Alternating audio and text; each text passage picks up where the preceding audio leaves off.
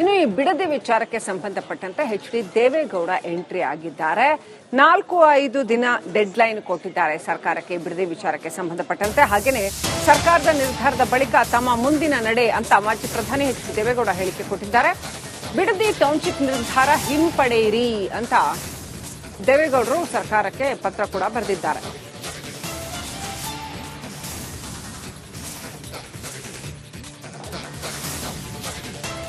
Bidadi township ವಿಚಾರಕ್ಕೆ ಸಂಬಂಧಪಟ್ಟಂತೆ H D. ದೇವೇಗೌಡರು ಮಾತನಾಡಿದ್ದಾರೆ. ಇವತ್ತು ಪತ್ರಿಕಾಗೋಷ್ಠಿ ಕರೆದು ಮಾತನಾಡಿದ್ರು. ಹೈಕಮಾಂಡ್ ಓಲೈಕೆಗೆ ಟೌನ್ಶಿಪ್ ಮಾಡ್ತಾ ಇದ್ದೀರಿ, ಇದು ಸರ್ಕಾರದ ನಿರ್ಧಾರ ಸರಿ ಇಲ್ಲ, ಈ ಬಿಡದಿ ಟೌನ್ಶಿಪ್ ನಿರ್ಧಾರವನ್ನ ಹಿಂಪಡೆಯಿರಿ. ಕುಮಾರಸ್ವಾಮಿ ಅವರು ಹಿಂದೆನೆ ಅದನ್ನ ಕೈಬಿಟ್ಟಿದ್ದಾರೆ, ಹಾಗಾಗಿ ಈ ನಿರ್ಧಾರ ಹಿಂಪಡೀರಿ, ಅದಕ್ಕೆ 4-5 ದಿನ ಡೆಡ್ ಲೈನ್ ಕೊಡ್ತೀವಿ, ಹಿಂಪಡೆದಿಲ್ಲ ಅಂದ್ರೆ ಸರ್ಕಾರದ ನಿರ್ಧಾರ ಏನು ಅಂತ ನೋಡಿಕೊಂಡು ಮುಂದಿನ ನಡೆ ಅಂತ ಮಾಜಿ ಪ್ರಧಾನಿ ಎಚ್.ಡಿ. ದೇವೇಗೌಡ ಹೇಳಿದ್ದಾರೆ.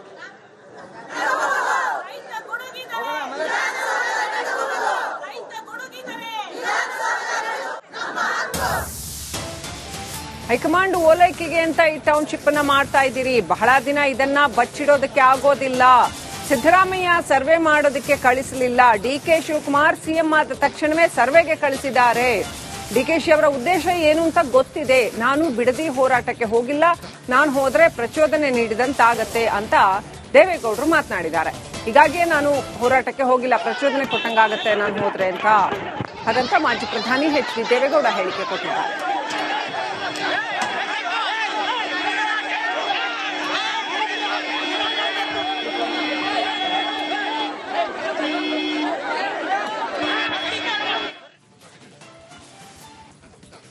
ಇನ್ನು ಈ ಬಿಡದಿ ವಿಚಾರಕ್ಕೆ ಸಂಬಂಧಪಟ್ಟಂತೆ ಎಚ್.ಡಿ. ದೇವೇಗೌಡ ಎಂಟ್ರಿ ಆಗಿದ್ದಾರೆ. 4-5 ದಿನ ಡೆಡ್ ಲೈನ್ ಕೊಟ್ಟಿದ್ದಾರೆ ಸರ್ಕಾರಕ್ಕೆ ಬಿಡದಿ ವಿಚಾರಕ್ಕೆ ಸಂಬಂಧಪಟ್ಟಂತೆ. ಹಾಗೆಯೇ ಸರ್ಕಾರದ ನಿರ್ಧಾರದ ಬಳಿಕ ತಮ್ಮ ಮುಂದಿನ ನಡೆ ಅಂತ ಮಾಜಿ ಪ್ರಧಾನಿ ಎಚ್.ಡಿ. ದೇವೇಗೌಡ ಹೇಳಿಕೆ ಕೊಟ್ಟಿದ್ದಾರೆ. ಬಿಡದಿ ಟೌನ್ಶಿಪ್ ನಿರ್ಧಾರ ಹಿಂಪಡೆಯಿರಿ ಅಂತ ದೇವೇಗೌಡರು ಸರ್ಕಾರಕ್ಕೆ ಪತ್ರ ಕೂಡ ಬರೆದಿದ್ದಾರೆ.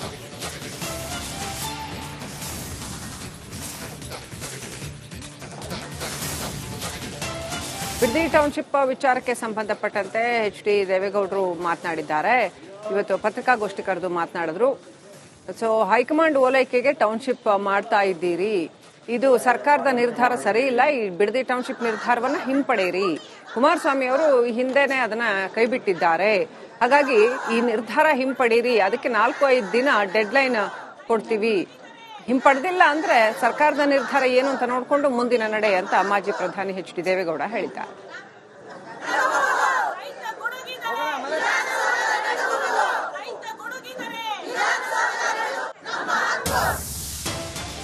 ಹೈಕಮಾಂಡ್ ಓಲೈಕೆಗೆ ಅಂತ ಈ ಟೌನ್ಶಿಪ್ ಅನ್ನ ಮಾಡ್ತಾ ಇದ್ದೀರಿ, ಬಹಳ ದಿನ ಇದನ್ನ ಬಚ್ಚಿಡೋದಕ್ಕೆ ಆಗೋದಿಲ್ಲ.